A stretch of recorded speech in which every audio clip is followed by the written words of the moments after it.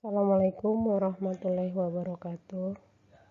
Perkenalkan, nama Ibu Siti Holidah Lubis, biasa dipanggil dengan Bu Lubis. Pada kesempatan ini, Ibu akan menerangkan tentang hakikat ilmu kimia, peranan kimia dalam kehidupan, metode ilmiah, dan keselamatan kerja. Adapun tujuan pembelajaran yaitu yang pertama adalah mengidentifikasi bahan kimia dalam suatu produk di kehidupan sehari-hari, yang kedua menyebutkan zat yang terdapat dalam bahan suatu produk, yang ketiga menjelaskan peran ilmu kimia dalam perkembangan ilmu lain, yang keempat mengkomunikasikan peran ilmu kimia dalam mengatasi masalah global, yang kelima adalah menerapkan hakikat ilmu kimia dalam metode ilmiah, dan yang terakhir adalah menjelaskan keselamatan kerja di laboratorium. Mungkin Ananda sudah pernah belajar kimia, cuman waktu SMP atau MTS itu masih digabung menjadi pelajaran IPA.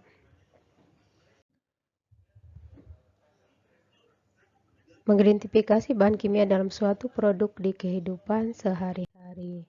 Kita lihat, ini adalah sabun yang sering Ananda pakai setiap mandi, sampo juga, odol, dan juga deterjen saat Anda mencuci pakaian. Ini semua adalah yang mengandung bahan kimia, atau yang sederhana saja dalam tubuh kita sendiri itu mengandung bahan kimia.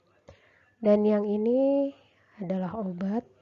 Kalau Ananda sakit mah, dikasihlah Proma, atau Ananda misalnya lagi pusing, dikasihlah obat paracetamol dan sebagainya. Dan ini adalah alat kosmetik yang kita tahu adalah mengandung bahan kimia.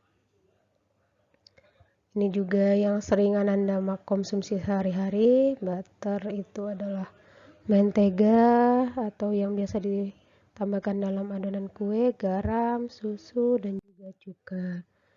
Ini adalah pupuk. Kemudian kalau aftur ini adalah isi dari bahan untuk pesawat terbang. Pertamina berasal dari biogas, dan juga LPG ini juga adalah berasal dari pertambangan.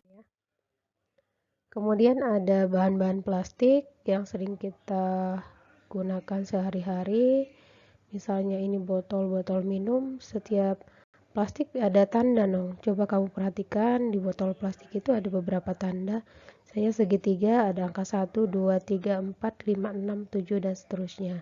Ternyata tanda ini bukan sembarang tanda, tapi ada maknanya, yaitu kalau satu itu adalah berisi dari PET yang biasa dipakai untuk botol soda, kemudian penggunaan proses daur ulangnya itu bisa untuk tas, sleeping bag, dan sebagainya.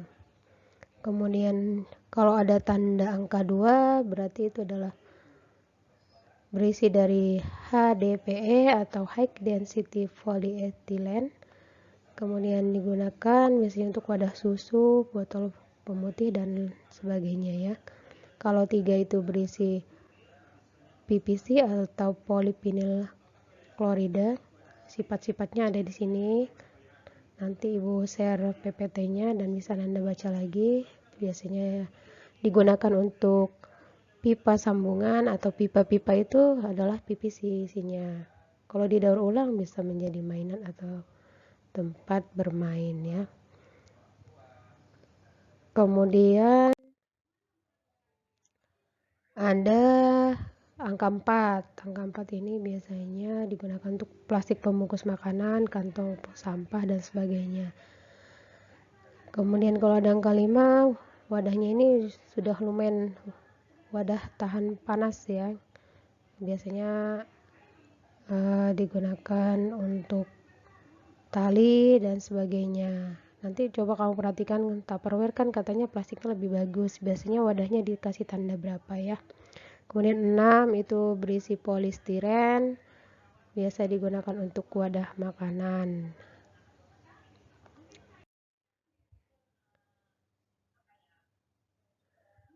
setelah menyimak yang tadi, Ibu hanya ingin ngasih tugas untuk di awal ini, yaitu Anda membuat sebuah portofolio, yaitu ambil gambar dan tulis namanya, kegunaannya untuk apa dalam kehidupan sehari-hari, senyawa yang terkandung dalam produk yang Anda ambil gambarnya, kemudian manfaat dan dampak negatif terhadap tubuh dari setiap zat tersebut.